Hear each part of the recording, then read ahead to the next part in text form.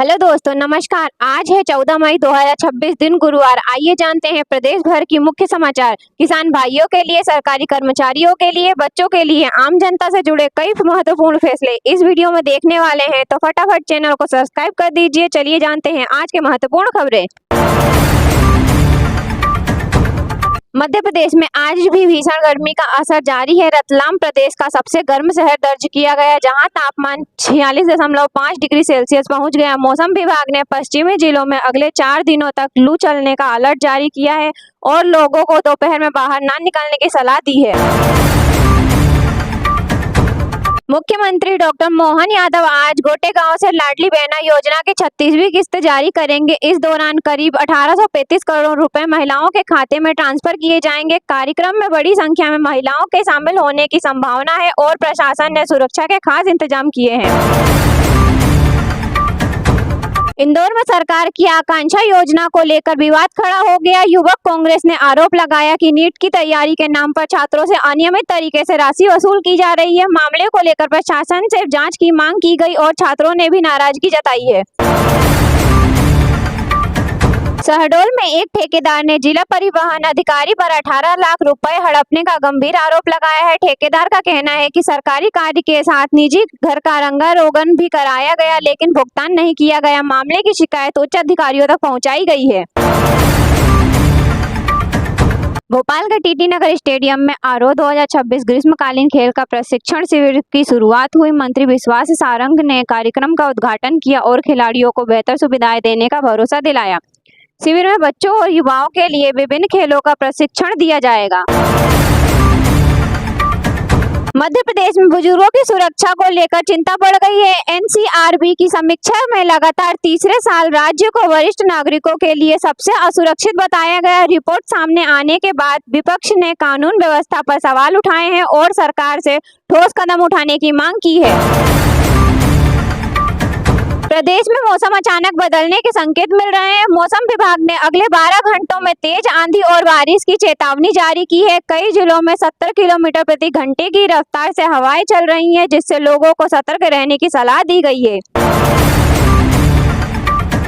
प्रधानमंत्री की अपील के बाद मध्य प्रदेश सरकार ने भी ईंधन बचत को लेकर नए निर्देश जारी किए हैं। सरकारी बैठकों को ऑनलाइन कराने, सार्वजनिक परिवहन के उपयोग और अनावश्यक सरकारी वाहनों के इस्तेमाल को कम करने पर जोर दिया गया है। अधिकारियों को तुरंत पालन करने के निर्देश मिले हैं।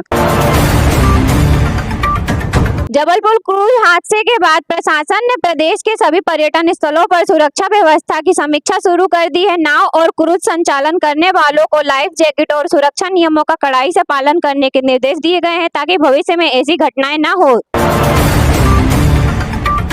इंदौर मेट्रो परियोजना को लेकर नई प्रगति सामने आई है। येलो लाइन के विस्तार कार्य में तेजी लाई गई है और अधिकारियों का दावा है कि आने वाले महीने में कई नए स्टेशन तैयार हो जाएंगे, जिससे शहर में ट्रैफिक दबाव कम होने की उम्मीद जताई जा रही है।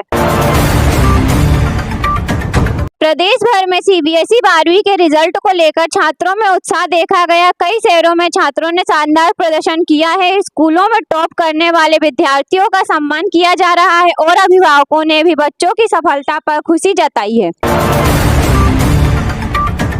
उज्जैन में महाकाल मंदिर के आसपास सुरक्षा व्यवस्था और कड़ी कर दी गई है। गर्मी की छुट्टियों में श्रद्धालुओं की संख्या बढ़ने से प्रशासन ने अतिरिक्त पुलिस बल तैनात किया है। मंदिर परिसर में सीसीटीवी कैमरा निगरानी और ट्रैफिक कंट्रोल की विशेष व्यवस्था लागू की गई है। छिंदवाड़ा जिले में किसानों के लिए नई सिंचाई परियोजना की शुरुआत हुई है। इस योजना से हजारों हेक्टेयर कृषि भूमि को पानी मिलेगा और गर्मी के मौसम में फसलों को राहत मिलने की उम्मीद जताई जा रही है। किसानों ने सरकार के फैसले का स्वागत किया है। सागर जिले में अवैध रेत खनन के खिलाफ प्रशासन ने बड़ी कार्रवाई की है। कई ट्रैक्टर, ट्रालियां और मशीनें जब्त की गई है। अधिकारियों का कहना है कि नदियों में लगातार हो रहे अवैध खनन को रोकने के लिए विशेष अभियान चलाया जाएगा। इंदौर में नगर निगम ने शहर को प्लास्टिक मुक्त बनाने के लिए नया अभियान शुरू किया। बाजारों और दुकानों पर सिंगल यूज प्लास्टिक के खिलाफ कार्रवाई की जा रही है। नियम तोड़ने वालों पर जुर्माना लगाया जा रहा है और लोगों को जागरूक भी किया जा रहा है। ग्वालियर में तेज गर्मी के कारण बिजली की मांग अचानक बढ़ गई है। कई इलाकों में ट्रांसफार्मर फूंकने और बिजली कटौती की शिकायतें सामने आई है। बिजली विभाग ने आपूर्ति व्यवस्था सुधारने के लिए आपात टीमों को तैनात किया है। बालाघाट में जंगल सफारी के दौरान पर्यटकों को दुर्लभ वन्य जीव दिखाई दिए। वन विभाग ने बताया कि इस सीजन में पर्यटकों की संख्या तेजी से बढ़ रही है। पर्यटक को बढ़ावा देने के लिए अतिरिक्त सुविधाएं और सुरक्षा इंतजाम भी किए जा रहे हैं। खरगोन जिले में आंधी और बारिश से कई गांवों में फसलों को नुकसान पहुंचा है। किसानों ने मुआवजे की मांग की है। प्रशासन ने प्रभावित क्षेत्रों का सर्वे शुरू किया है और जल्द राहत राशि देने का भरोसा दिया है। भोपाल में सरकारी अस्पतालों में डॉक्टरों की कमी को लेकर स्वास्थ्य विभाग ने नई भर्ती प्रक्रिया शुरू की है। जल्द ही विभिन्न जिलों में विशेषज्ञ डॉक्टरों की नियुक्ति की जाएगी ताकि मरीजों को बेहतर इलाज मिल सके। विदिशा में रेलवे स्टेशन के आधुनिकीकरण का काम तेजी से चल रहा है। यात्रियों के लिए नए प्लेटफॉर्म, एस्केलेटर और वेटिंग हॉल बनाए जा रहे हैं। रेलवे अधिकारियों का कहना है कि अगले कुछ महीने में काम पूरा हो जाएगा। मंडला जिले में नर्मदा नदी का जलस्तर बढ़ने से प्रशासन अलर्ट मोड पर आ गया है। नदी किनारे रहने वाले लोगों को सतर्क रहने की सलाह दी गई है। मौसम विभाग ने अगले 2 दिनों तक भारी बारिश की संभावना जताई है।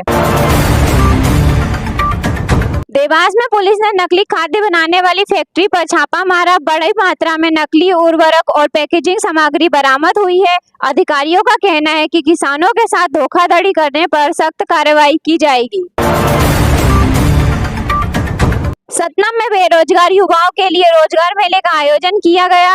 कई निजी कंपनियों ने भाग लेकर युवाओं का इंटरव्यू लिया। प्रशासन के अनुसार हजारों युवाओं ने रोजगार पाने के लिए आवेदन किए हैं।